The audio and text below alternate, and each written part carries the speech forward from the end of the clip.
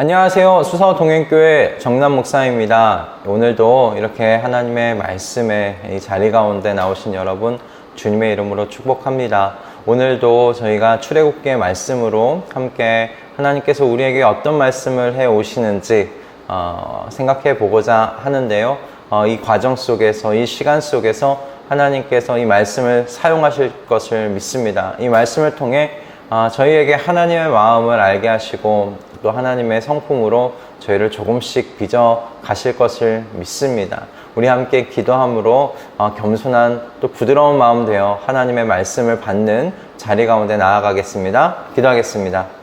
하나님, 오늘도 저희가 주님 앞에 섭니다. 주의 말씀 앞에 섭니다. 주님, 저희를 불러주시고 주의 말씀으로 빚어가 주시옵소서. 하나님의 성품을 따라 하나님의 사람답게 빚어져 가도록 주님 저희를 인도하여 주시옵소서. 오늘도 우리 안에 계신 성령 하나님께서 주님의 말씀을 깊이 깨닫게 하시며 하나님의 마음을 알고 돌아갈 수 있도록 인도하실 것을 믿고 우리 주 예수 그리스도의 이름으로 기도드립니다. 아멘. 오늘 우리에게 주시는 하나님의 말씀은 출애굽기 28장 1절부터 3절의 말씀입니다. 출애굽기 28장 1절부터 3절의 말씀입니다. 제가 봉독하도록 하겠습니다. 너는 이스라엘 자손 가운데서 너의 형 아론과 그의 아들 나답과 아비후와 엘르아살과 이다말을 불러내서 나를 섬기는 제사장 일을 맡겨라. 너는 너의 형 아론이 입을 영화롭고 아름답게 보이는 거룩한 예복을 만들어라. 내가 슬기로운 생각으로 가득 채워준 모든 재주 있는 사람을 불러다가 나를 섬길 아론이 제사장이 되어서 입을 예복을 만들라고 하여라. 아멘. 하나님께서 지금까지는 성막과 그리고 성막 안에서 사용되어질 기구들에 대하여 이제 모세에게 말씀하셨던 내용이 바로 앞에 27장까지의 내용이었습니다. 오늘 28장부터는 이제 성막 안에서 이제 일하면서 하나님과 사람 사이에서 중재자의 역할을 할 제사장들이 입을 옷에 대하여, 예복에 대하여 말씀하시는 내용이 오늘 28장부터의 내용입니다.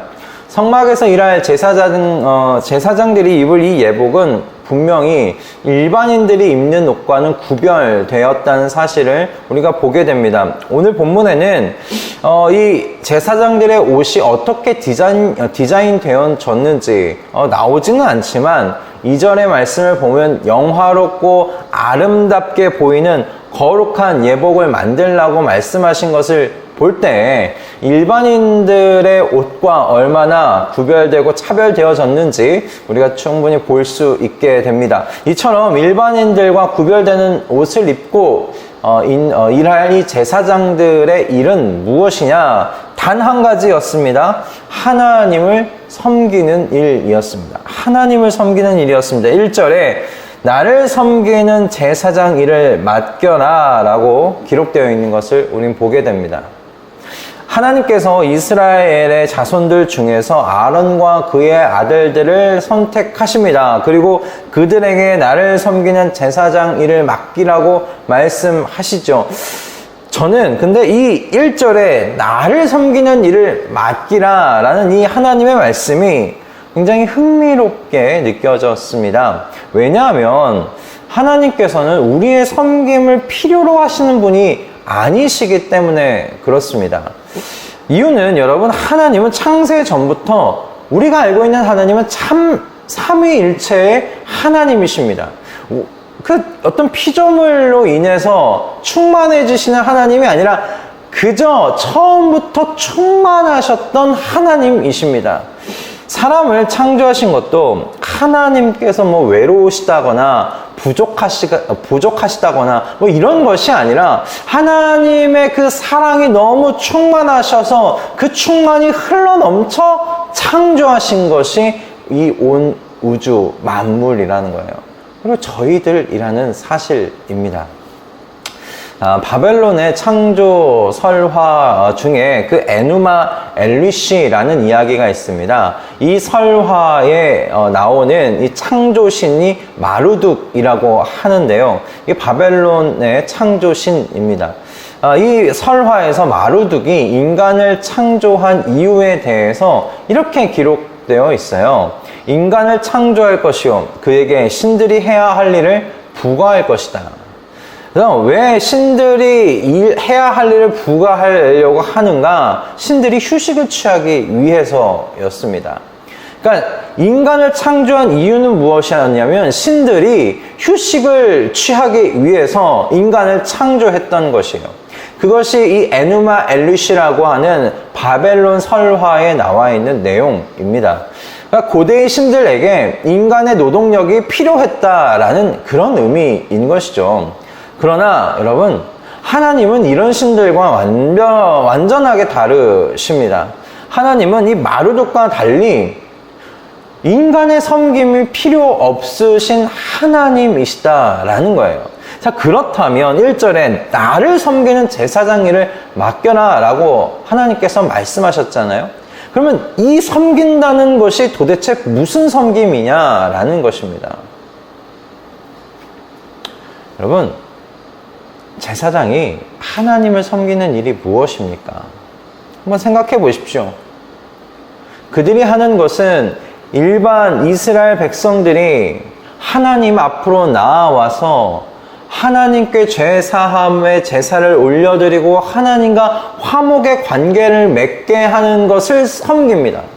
그러므로 말미암아 이스라엘 백성들이 하나님 앞에서 거룩함을 유지할 수 있도록 돕는 것이 제사장의 일인데, 여러분, 그것을 통해서 하나님께서 이스라엘 백성들 사이에 임하실 수 있는 거예요. 하나님께서 이스라엘 백성들과 함께 사실 수가 있는 것입니다.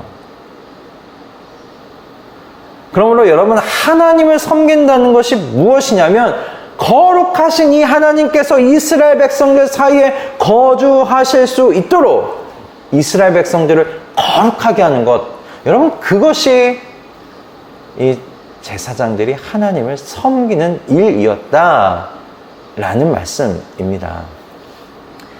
이스라엘 백성들이 하나님 앞에서 속죄의 제사를 지냄으로 하나님과 화목의 관계를 그렇게 회복하고, 그렇게 하나님께서 이스라엘 백성들 사이 거주하실 수 있도록 섬기는 것이 제사장의 역할이었다라는 것이에요. 이것이 제사장이 하나님을 섬기는 일입니다. 여러분, 여기 하나님의 마음이 느껴지십니까? 나를 섬기는 일을 맡기겠다. 하나님의 지금 마음이 무엇입니까? 이 이스라엘 백성들과 함께 살기를 원하시는 하나님의 마음이 여기에 남아있지 않습니까? 그것이 내 소원이다. 어떤 의미에서는 내 소원이다. 내 뜻이다. 너희는 나의 이 뜻을 섬기는 사람들이다. 그렇게 지금 말씀하고 있는 거예요.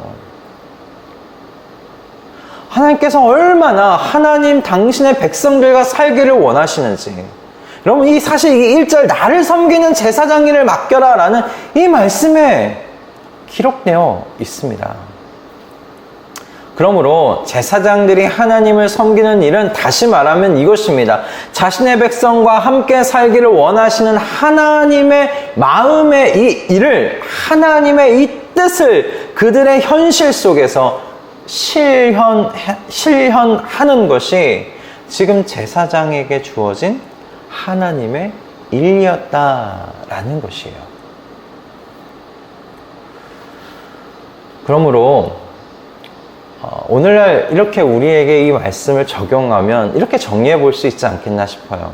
하나님을 섬긴다는 것은 사람들이 하나님과 화목의 관계를 맺을 수 있도록 돕고, 정말 참 행복과 기쁨의 근원, 그리고 모든 생명의 근원 되시는 이 하나님과 사람들을 이어주는 것.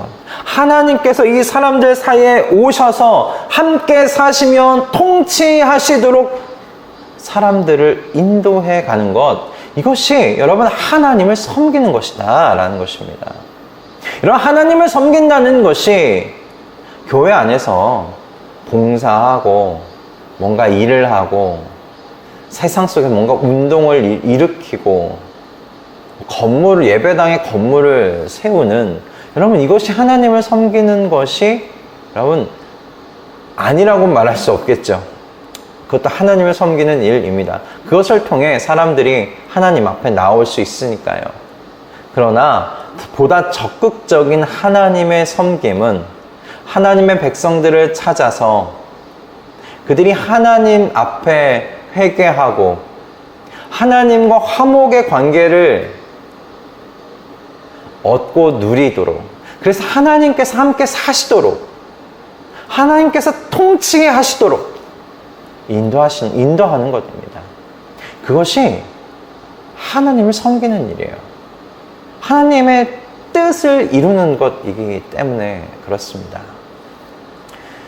여러분, 이와 같이 하나님을 섬기는 이 역할을 예수 그리스도로 말미암아 하나님의 성령이 임한 이 세대 속에선 모든 성도들이 가지게 되는 제사장의 역할, 섬김의 역할입니다.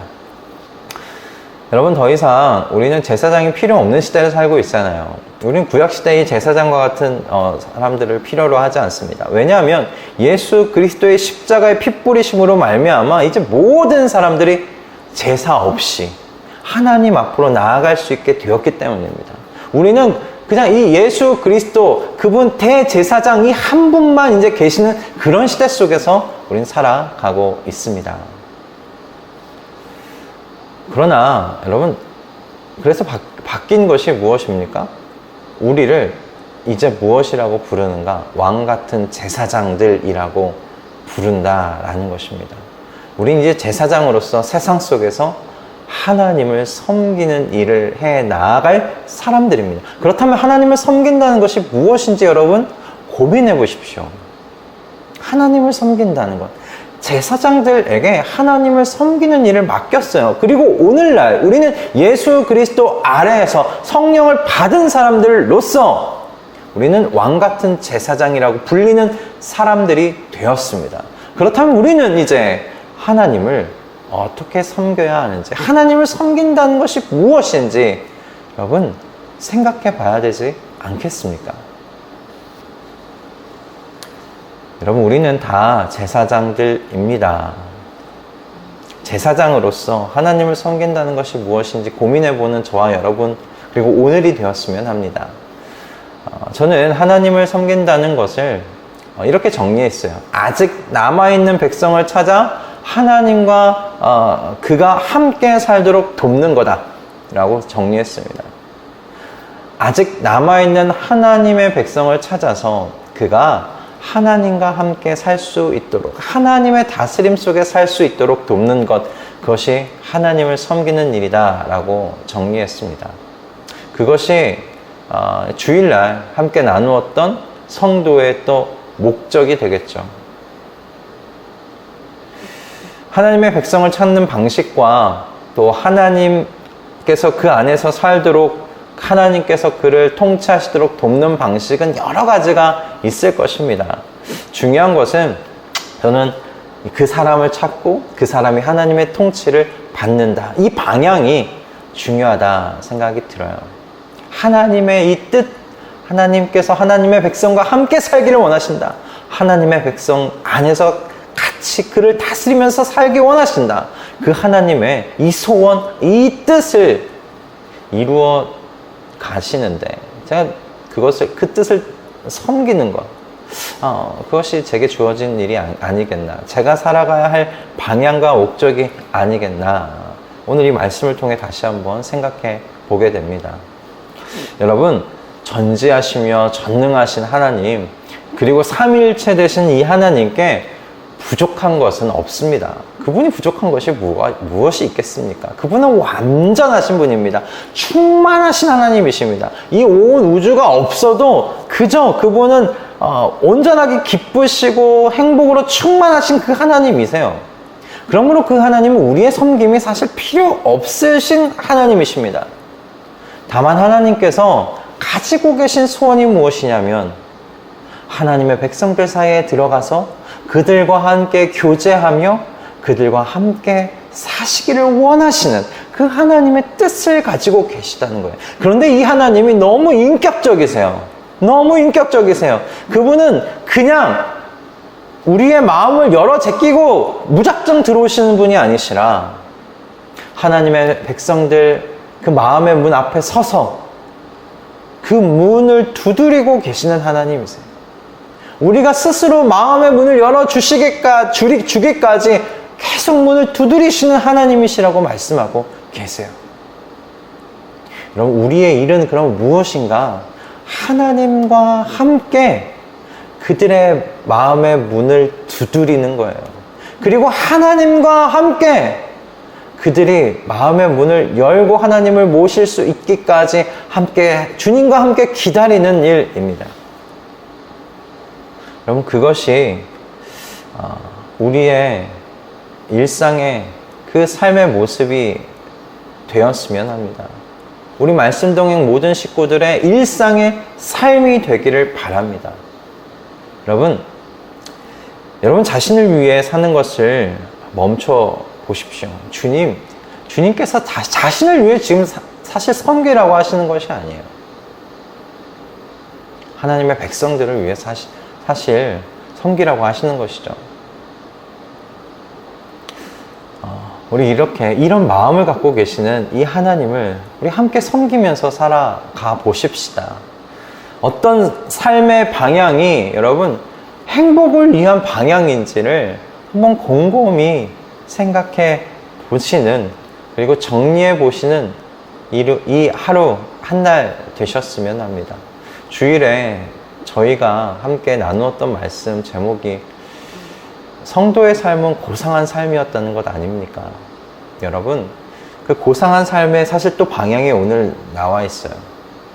백성들 사이에서 거주하시고 그 백성들을 다스리시며 그들과 함께 살기 원하시는 이 하나님의 뜻을 이루어가는 것, 그것이 하나님을 섬기는 일이고, 저는 이것이 또한 우리의 행복한 삶의 방향이 아니겠나 생각이 듭니다. 여러분, 행복한 사람이 누구일까? 행복한 사람이 누구일까? 한번 생각해 보시며 주님께서 오늘 알려주신 삶의 방향을 곰곰이 또 생각해 보시는 이 한 날 되실 수 있기를 주님의 이름으로 축복합니다. 기도하겠습니다. 하나님, 오늘도 우리에게 귀한 말씀 허락해 주셔서 감사합니다. 우리의 삶의 방향을 다시 한번 조정할 수 있도록 이 화요일 주님의 말씀 허락해 주셔서 감사합니다. 주님의 마음은 우리와 함께, 하나님의 백성과 함께 사시기 원하시는 마음, 하나님의 백성을 찾아 그들과 화목의 관계를 누리며 그들 안에서 살기를 원하시는, 그들 사이에서 살기 원하시는 주님의 마음을 오늘 이 본문의 말씀을 통해 알게 하신 것 감사합니다.